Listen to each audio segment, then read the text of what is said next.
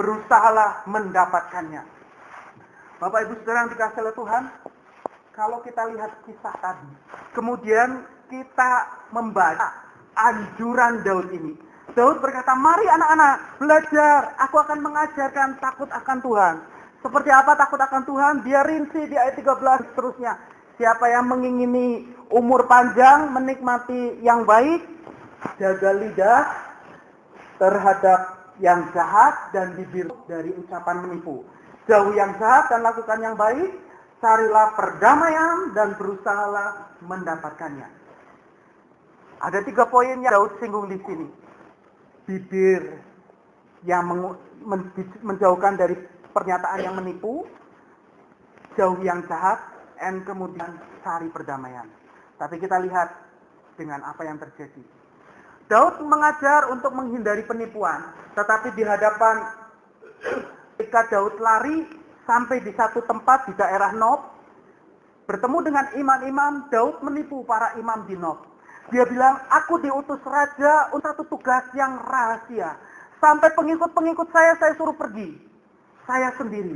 Sekarang kami butuh makan. Kasih kami makan. Terus kata Daud, kami butuh senjata. Oh, di sini nggak ada senjata, adanya pedangnya Goliat. Oke, nggak apa-apa. Pedang Goliat diambil oleh Daud. Untuk apa? Melindungi dirinya. Perhatikan, Daud berkata, jangan menipu. Tetapi kepada para imam di Nob, dia udah nipu, Bapak Ibu Saudara. Ya, bohong. Dia bilang dibunuh raja, padahal dia lagi dikejar-kejar raja mau dibunuh. Yang kedua, di hadapan Raja Akis, harusnya kalau memang Daud gentleman, dia tampilkan dirinya. Ya memang aku ini Daud yang sudah membunuh Goliat. Tetapi karena dia takut melihat Raja Akis dan masukannya yang mengenali dia dan akan menghukum dia.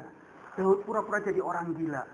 Dia biarkan ludahnya berleleran, tindakannya menunjukkan sikap seperti orang gila. Dia pura-pura nggak waras. Apakah ini dia jujur? Tentu tidak, bukan. Dia udah mengingkari pernyataan ini. Terus Daud juga mengajar, carilah perdamaian dan berusahalah mendapatkannya. Daud ngajar untuk cari perdamaian. Tapi apa yang Daud lakukan? Ketika di hadapan para imam, dia minta senjata. Dia minta pedangnya Goliat untuk apa? Untuk jaga-jaga. Kalau satu saat ada tentaranya Saul atau tentara Filistin mau menangkap dia siap melindungi diri. Kecil-kecil begitu, Daud masih mampu untuk mati beberapa orang. Ya kan? Kalau kita lihat, rasanya kontradiksi banget apa yang Daud bilang di Mazmur ini dengan pengalaman hidupnya. Ada apa gerangan di balik itu semua, Bapak Ibu? Saya mengajak kita sedikit menganalisa kisah hidup ini. Ya, beberapa menit ke depan kita coba analisa. Yang pertama, Bapak Ibu Saudara, kita tahu sama-sama rasa takut Daud terhadap Saul membuat Daud lari ke Gad tadi. Ya. Dia menyembunyikan identitasnya. Daud coba menyembunyikan siapa dirinya. Dia tidak terang-terangan menunjukkan bahwa dia adalah Daud. Saya yakin Daud sudah mencoba menyamar sedemikian rupa, tapi ternyata ada di antara orang Gad, orang Filistin yang mengenali dia sebagai pembunuh Goliat. Ya. Ia dikenali sebagai pembunuh Goliat yang berasal dari Gad. Akibatnya, Bapak Ibu Saudara tahu, Daud ditawan Akis.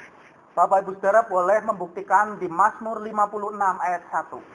Mazmur 56 ayat 1 itu ada kaitannya dengan Mazmur 34 dan peristiwa di 1 Samuel 21. Itu di Mazmur 56 ayat 1 mengatakan Mazmur Daud ketika ia ditangkap di Gad, daerah orang Filistin. Jadi ini ada di tengah-tengahnya antara kisah ini. Daud ditawan oleh Akis.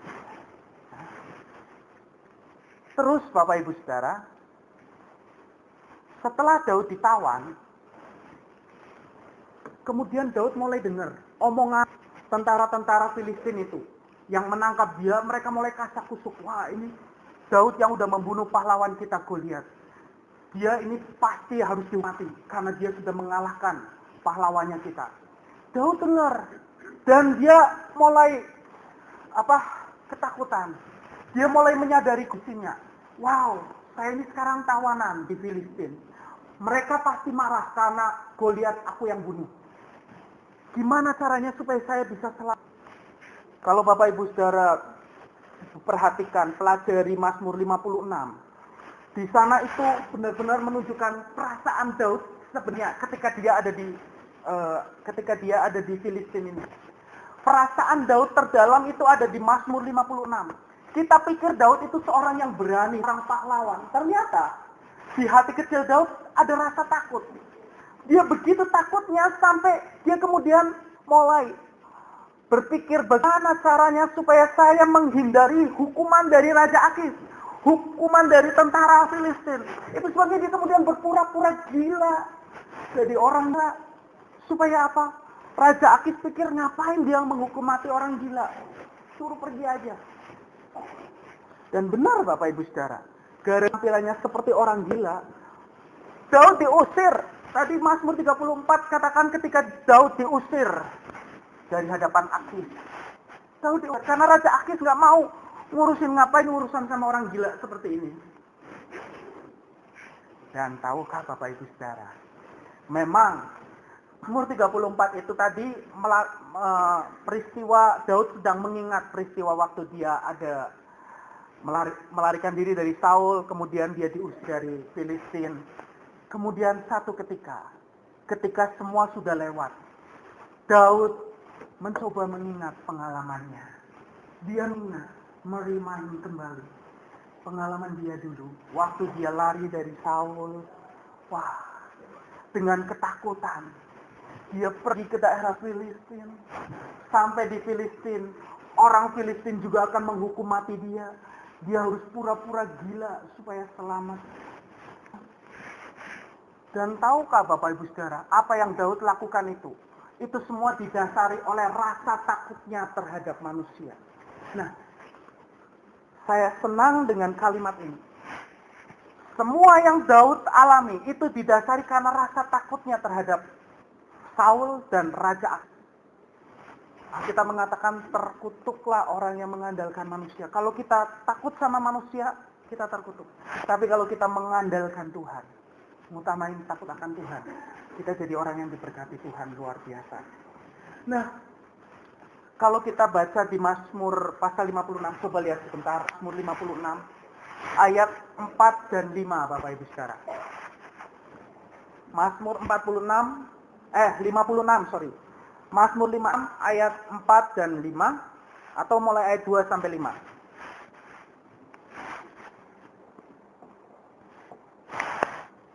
Mazmur 56 ayat 2 sampai 5 saya bacakan.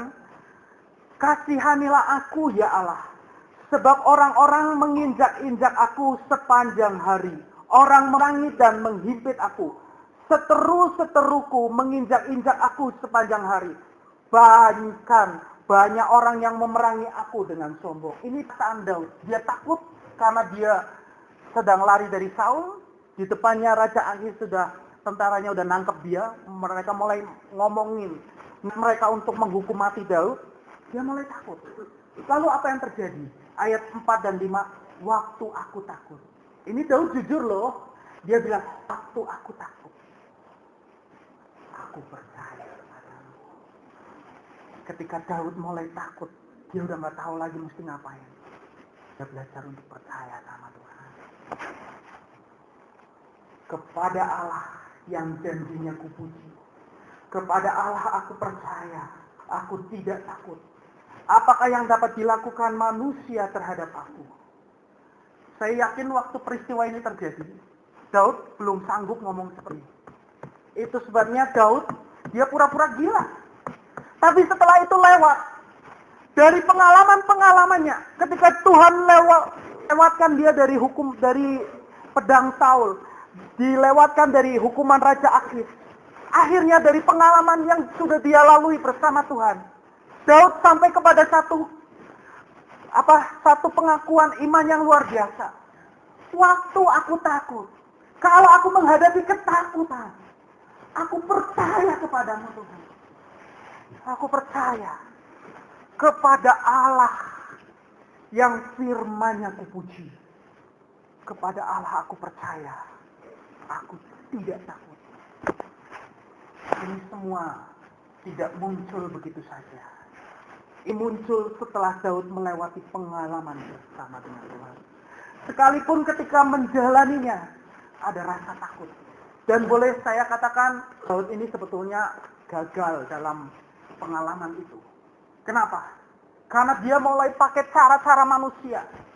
Trik-trik yang dia pikir itu yang baik untuk bisa lolos dari hukuman mati Raja Akis. Ya. Tetapi Tuhan luar biasa. Tuhan tetap bela Daud sampai dia bisa lolos dari itu semua, Bapak Ibu Saudara. Sampai akhirnya Bapak Ibu Saudara, Mazmur 34 ditulis untuk memuji Allah karena membebaskan Daud. Kemudian akhirnya di Mazmur 34 itu Daud setelah dia mengalami itu dia bilang, ayo semua umat Tuhan, lihatlah betapa Tuhan itu baik. Cicipi kebaikan Tuhan, lihat apa yang Tuhan buat dalam hidupmu. Dan setelah itu dia ngajar satu prinsip, takut akan Tuhan. Dia ngajar tadi di Mazmur 34, ayo takut akan Tuhan. Itu semua dia pelajari lewat pengalaman yang menyakitkan. Kenapa saya bilang pengalaman yang menyakitkan, Bapak Ibu Saudara? Karena Daud itu ketika peristiwa itu terjadi, dia tidak bersandar penuh sama Tuhan. Dia bukan mengandalkan Tuhan, tetapi dia mulai pakai pemikirannya sendiri, caranya supaya lolos seperti apa. Itu bagi Daud pengalaman yang menyakitkan.